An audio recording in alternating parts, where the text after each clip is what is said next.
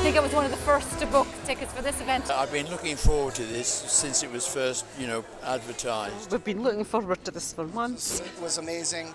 Oh, it's amazing. It's really, really good. Really enjoyed it. I often think about Rebus jumped into my head one night. I was living in my student digs in 24 Arden Street in Marchmont in Edinburgh, ground floor. The living room was my bedroom.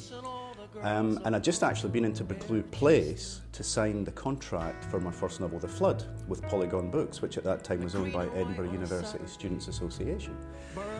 Came back to my room, sat down, staring at the gas fire, and this notion just jumped into my head of somebody who's being tormented by a figure from their past by means of pictorial clues. And Rebus is a picture puzzle, if you look it up in the dictionary. So I thought straight away, I'll call him Rebus, and I said he may be a cop, he may be a detective. And quite soon after that, I thought, yep, this is my guy. But the first book was meant to be the only book. I was going off to do other kinds of books, and I did a spy novel after that. And I came back to Rebus only after a couple of books, but he then refused to leave the stage. and I never took my education, so would you forgive me? What do you say, Adina? 'Cause I will never grow, never will I grow so old again, I know.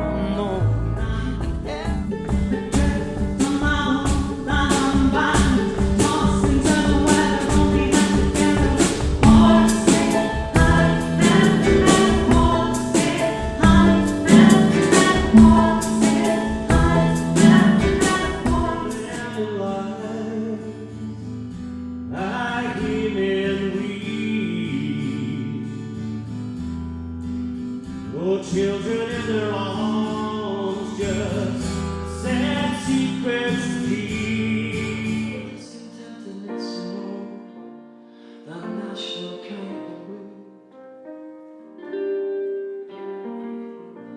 And I feel about it so much you carry the January.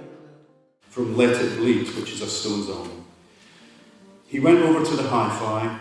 After a drink, he liked to listen to the Stones. Women, relationships, colleagues had come and gone, but the Stones had always been there.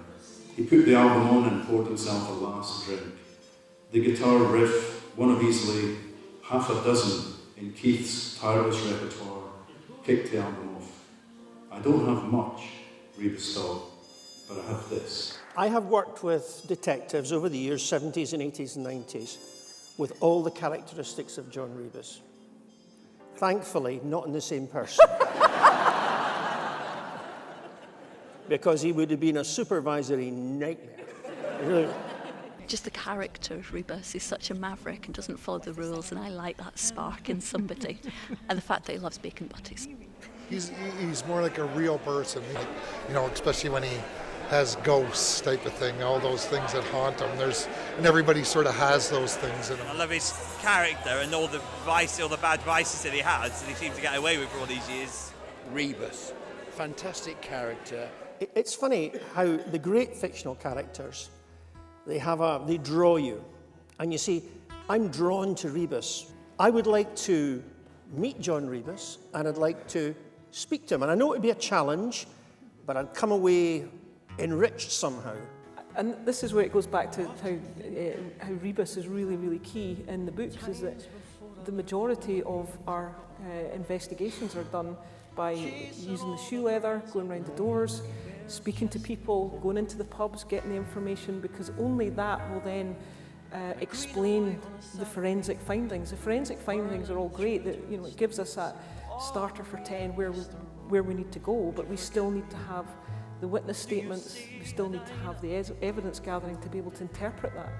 And without the Rebuses of this world, we'll never get that. I kind of grew up with Ian Rankin. It was always kind of kept in the bit of the library where I wasn't supposed to go in, as in when I was a kid. I had to just basically pretend I was borrowing the books from my dad. Actually, I'm already the third generation in my family to read the books. So my dad started it, and then my grandma picked up, and then after we visited Edinburgh for the first time, my dad told me, I've got these books by Ian Rankin, you could read them, they're set in Edinburgh. I picked it up as a detective novel, I hadn't heard of him, but that was Noughts and Crosses, and so it was a long time ago, just after it was published. I've got a first edition of the Ian Rankin Noughts and Crosses, and from there on I just wanted to read all his books. Because he comes from Fife and my parents come from Fife, and we'd seen that the books were, set in Edinburgh and Fife, and we originally sort of lived in Edinburgh.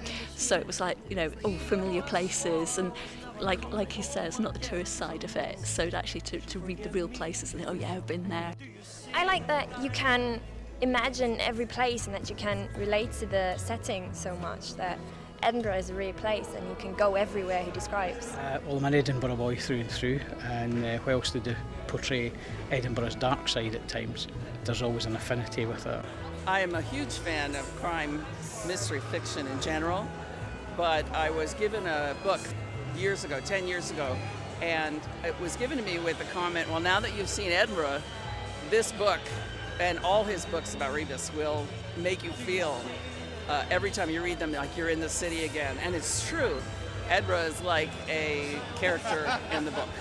And I just love the city, so it's wonderful. Listen, thank you very much. You've been an amazing audience. I've loved every minute tonight. So thank you all for coming. Thank you.